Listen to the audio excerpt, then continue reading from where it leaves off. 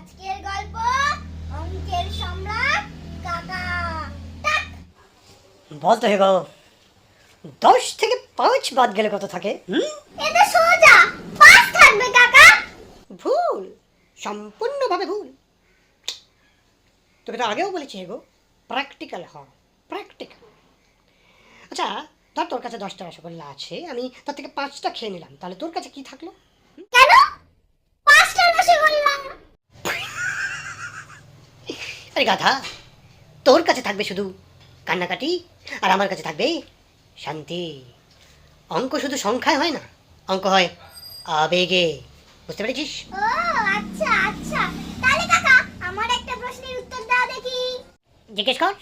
1000 থেকে 1000 বাদ দিলে কত থাকে বলো তো কাকা?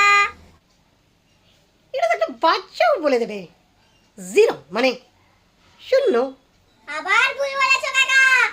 তুই আমার লোকে ফাইসলাম মারতাছস, হ্যাঁ? ওই 1000 টাকা থেকে 1000 টাকা গেলে কত থাকে রে?